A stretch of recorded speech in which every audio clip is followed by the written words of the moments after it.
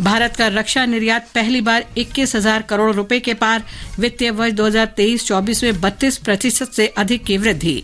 गृह मंत्री अमित शाह ने पश्चिम बंगाल, असम और मणिपुर में तूफान से हुए भारी नुकसान के बाद वहां के मुख्यमंत्रियों से बात की। श्री शाह ने उन्हें हर संभव सहायता का आश्वासन दिया। मौसम विभाग ने देश के अधिकांश हिस्सों में जून तक लू के ज्यादा दिन तक चलने का अनुमान व्यक्त किया। और खेलों में मीराबाई चानू पेरिस ओलंपिक के लिए क्वालिफाई करने वाली देश की एकमात्र भारोत्तोलक बनी। मुंबई में आईपीएल क्रिकेट में मुंबई इंडियंस और राजस्थान रॉयल्स के बीच मैच जारी। समाचार संध्या के साथ मैं लवलीन निगम। रक्षा मंत्री राजनाथ सिंह ने कहा है कि वर्ष 2023-24 में देश का रक्षा निर्यात पहली बार 21,000 करोड़ रुपए के आंकड़े को पार कर गया। श्री सिंह ने सोशल मीडिया पर एक पोस्ट में कहा कि रक्षा निर्यात में पिछले वर्ष की तुलना में 32% से अधिक की उल्लेखनीय वृद्धि दर्ज की गई। उन्होंने कहा कि रक्षा मंत्रालय ने भारत के रक्षा साजो सामान के निर्माण और निर्यात को बढ़ाने के लिए कई कदम उठाए हैं। रक्षा मंत्री ने कहा कि निजी क्षेत्र और रक्षा सार्वजनिक उपक्रमों समेत देश के रक्षा उद्योग ने हाल के वर्षों में शानदार प्रदर्शन किया है। श्री सिंह ने रक्षा निर्यात में महत्वपूर्ण उपलब्धि हासिल करने के लिए सभी हितधारकों को बधाई दी। केंद्रीय गृह मंत्री अमित शाह ने आज पश्चिम बंगाल, असम और मणिपुर में तूफान से हुए भारी नुकसान के बाद वहां के मुख्यमंत्रियों से बात की। उन्होंने उन्हें हर संभव सहायता का आश्वासन दिया। एक सोशल मीडिया पोस्ट में श्री शाह ने कहा कि वो तूफान के कारण हुए गंभीर नुकसान से बेहद चिंतित हैं। उन्होंने मृतकों के परिवारों के प्रति संवेदना व्यक्त की और घायलों के शीघ्र स्वस्थ होने की कामना की।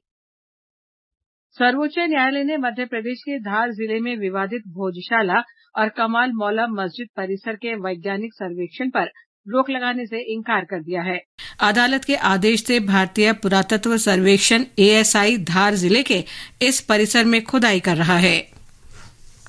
न्यायमूर्ति ऋषिकेश रॉय और पीके मिश्रा की खंडपीठ ने अपने अंतरिम आदेश में कहा कि एएसआई के सर्वेक्षण के परिणाम के आधार पर कोई भी कार्रवाई अदालत की अनुमति के बिना नहीं की जा सकती। खंडपीठ ने यह भी स्पष्ट किया कि विवादित स्थल पर खुदाई इस तरह से नहीं होनी चाहिए कि इसकी मूल संरचना में कोई बदलाव आ जाए। इसके अतिरिक्त अदालत ने मध्य प्रदेश उच्च न्यायालय के उस आदेश के खिलाफ दायर याचिका पर भी नोटिस जारी किया है जिसमें उच्च न्यायालय द्वारा एएसआई को विवादित स्थल भोजशाला और कमाल मौला मस्जिद का सर्वेक्षण करने का निर्देश दिया गया था। हिंदू एएसआई द्वारा संरक्षित 11वीं सदी के स्मारक भोजशाला को वाग देवी देवी सरस्वती का मंदिर मानते हैं, जबकि मुस्लिम समुदाय इसे कमाल मौला मस्जिद कहता है। समाचार कक्ष से अभिषेक कपिल। सर्वोच्च न्यायालय ने वाराणसी अदालत के 31 जनवरी के उस आदेश पर रोक लगाने से इंकार कर दिया जिसमें हिंदू समुदाय को ज्ञानवापी मस्जिद के दक्षिणी तहखाने में पूजा की अनुमति दी गई है। भारत के मुख्य न्यायाधीश डीवाई चंद्रचूड़ और न्यायाधीश जेबी पारदीवाला तथा मनोज मिश्र की खंडपीठ ने दोनों पक्षों को आदेश दिया कि वे ज्ञानवापी परिसर में यथास्थिति बनाए रखें ताकि दोनों समुदाय वहां धार्मिक प्रार्थना कर सकें। खंडपीठ ने अपने आदेश में कहा कि अदालत की पूर्व अनुमति के बिना दोनों पक्षों में से कोई भी यथास्थिति को भंग नहीं करेगा। वस्तु और सेवा कर जीएसटी का सकल राजस्व इस वर्ष के मार्च में वार्षिक आधार पर 11% की बढ़त के साथ 1,78,000 करोड़ रुपए का संग्रह हुआ। मार्च सबसे अधिक जीएसटी संग्रह वाला दूसरा महीना रहा। केंद्रीय वित्त मंत्रालय ने कहा कि घरेलू लेन देन में 17.6% की बढ़त से जीएसटी संग्रह में महत्वपूर्ण वृद्धि दर्ज की गई। पिछले वित्त वर्ष में जीएसटी संग्रह का मासिक औसत 1,68,000 करोड़ रुपए रहा, जो इसके पिछले वित्त वर्ष के 1,50,000 करोड़ रुपए के औसत से अधिक है। मंत्रालय ने कहा कि इस साल मार्च में जीएसटी राजस्व का शुद्ध रिफंड 1,65,000 करोड़ रुपए है, जो पिछले साल की समान अवधि की तुलना में 18.4% अधिक है। ये समाचार हमारी वेबसाइट newsonair.gov.in/हिंदी और हमारे mobile app news on AIR पर भी उपलब्ध हैं।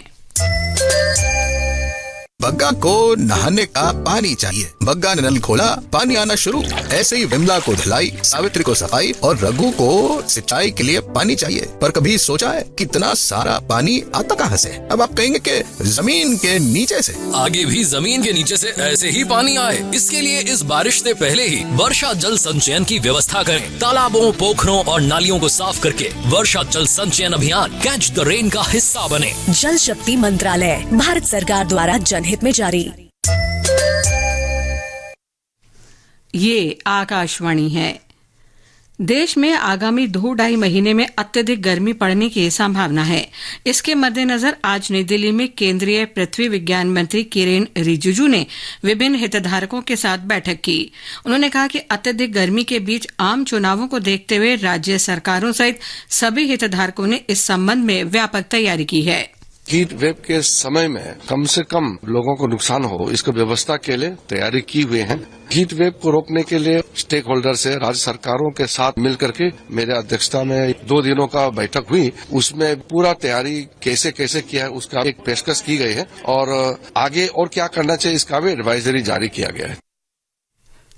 मौसम विज्ञान विभाग के महानिदेशक डॉक्टर मृत्युंजय महापात्रा ने देश के मध्य उत्तरी मैदानी इलाकों और दक्षिणी हिस्से के कई इलाकों में इन गर्मियों में अधिक समय तक लू चलने की संभावना जताई है। उन्होंने कहा कि अप्रैल से जून के बीच अधिकतम तापमान सामान्य से अधिक रहने की संभावना है। डॉक्टर महापात्रा ने कहा कि गुजरात, मध्य महाराष्ट्र, उत्तरी कर्नाटक, राजस्थान, मध्य प्रदेश, ओडिशा, उत्तरी छत्तीसगढ़ और आंध्र प्रदेश में गर्मी का सबसे अधिक प्रभाव पड़ सकता है। अप्रैल में भी देश के अधिकांश हिस्सों में अधिकतम तापमान सामान्य से अधिक रहने की संभावना है। हालांकि देश के पूर्वी, पूर्वोत्तर और उत्तर पश्चिम हिस्से के अलग अलग इलाकों में अधिकतम तापमान सामान्य और इससे नीचे रहेगा। ओडिशा के केंद्रपाड़ा से सांसद अनुभव मोहंती आज भारतीय जनता पार्टी में शामिल हो गए।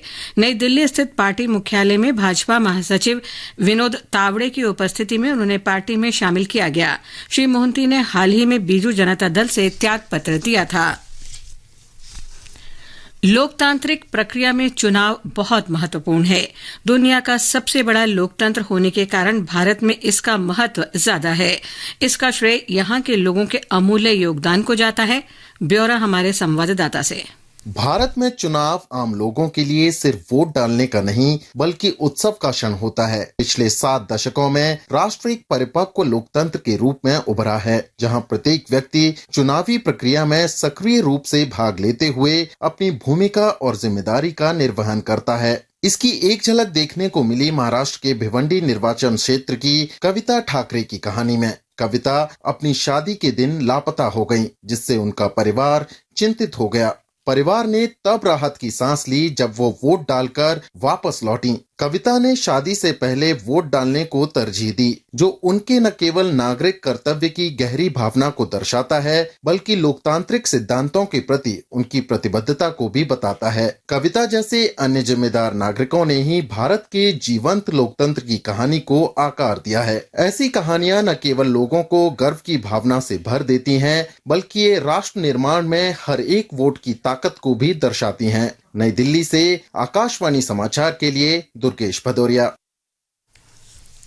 जम्मू कश्मीर में व्यवस्थित मतदाता शिक्षा और निर्वाचन में भागीदारी स्वीप अभियान के तत्वावधान में आज डोडा के सहायक चिकित्सा प्रशिक्षण स्कूल ANMT में मतदाता जागरूकता कार्यक्रम का आयोजन किया गया।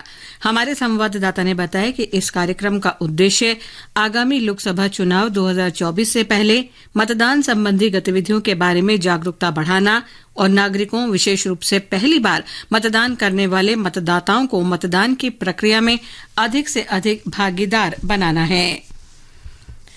मिजोरम में मुख्यमंत्री लालदू होमा ने कहा है कि उनकी सरकार केंद्र सरकार के साथ मिलकर काम करेगी और सौहार्दपूर्ण संबंध बनाए रखेगी।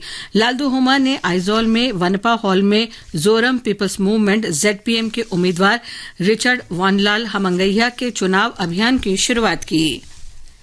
राज्यों और केंद्र शासित प्रदेशों में प्रमुख लोकसभा निर्वाचन क्षेत्रों की परिचय श्रृंखला में आज प्रस्तुत है जम्मू कश्मीर की ऊधमपुर सीट, जहां इस महीने की 19 तारीख को मतदान होना है।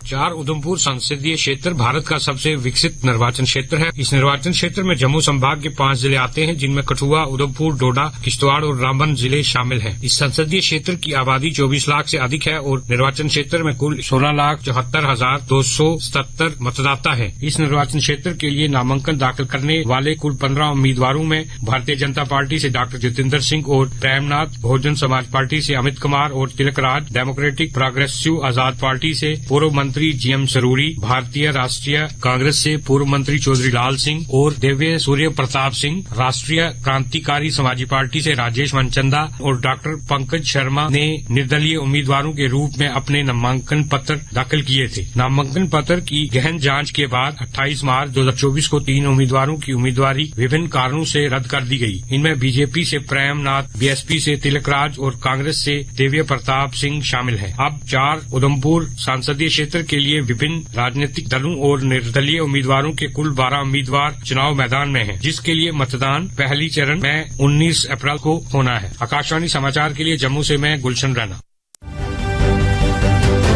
लोक निर्णय 2024 आम चुनावों पर विशेष कार्यक्रम हर शाम 7 बजे से और पुनः प्रसारण रात 9:30 बजे से आकाशवाणी गोल्ड पर। चुनावी गतिविधियों की खबर, देश के हर अंचल पर नजर, विशेषज्ञों की राय और विश्लेषण। दुनिया के सबसे बड़े लोकतंत्र के चुनावी पर्व में सुनिए लोक प्रसारक के साथ लोक निर्णय 2024। आकाशवाणी समाचार सेवा प्रभाग से आज रात प्रसारित होने वाले साप्ताहिक कार्यक्रम पब्लिक स्पीक का विषय है आयकर रिटर्न प्रक्रिया का सरलीकरण। आयकर आयुक्त धर्मवीर सिंह और चार्टर्ड अकाउंटेंट संजीव नारायण श्रोताओं के प्रश्नों के उत्तर देंगे। श्रोता आयकर रिटर्न भरने, नई और पुरानी कर प्रणाली और अन्य संबंधित विषयों को लेकर प्रश्न पूछ सकेंगे। यह कार्यक्रम रात 9:30 बजे से आकाशवाणी के गोल्ड चैनल और अतिरिक्त मीटरों पर सुना जा सकता है। कार्यक्रम के दौरान श्रोता इन टेलीफोन नंबरों पर अपने प्रश्न पूछ सकते हैं 011-2342-1050 और 011-2331-4444। आप अपने प्रश्न व्हाट्सएप पर भी भेज सकते हैं, जिसका नंबर है 9289094044। ये समाचार आकाशवाणी से प्रसारित किए जा रहे हैं। ताज़ा समाचार जानने के लिए आप हमारे Twitter handle @AIR news Hindi को फॉलो कर सकते हैं। मीराबाई चानू ने IWF भारोत्तोलन विश्व कप में आज थाईलैंड में महिलाओं के ग्रुप बी में 49 किलोग्राम भार वर्ग में तीसरा स्थान हासिल किया।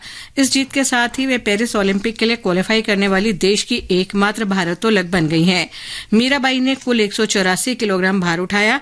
मीराबाई ने पेरिस ओलंपिक के लिए तय मानदंड पूरे कर लिए हैं।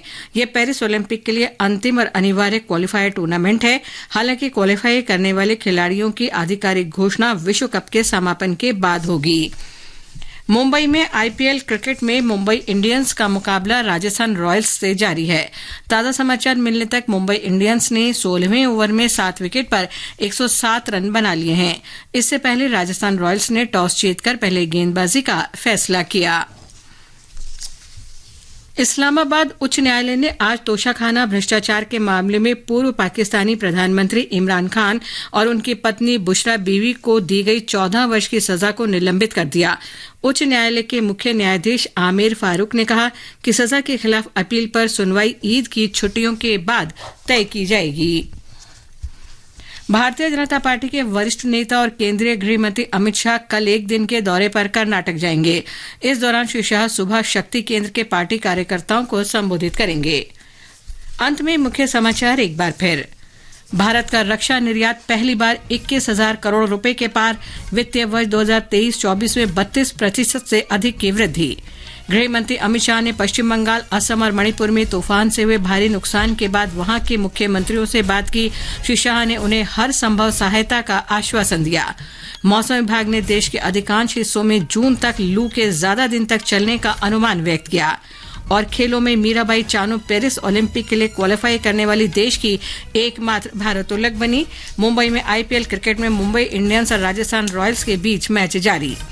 इसके साथ ही समाचार संध्या का ये अंक समाप्त हुआ। नमस्कार।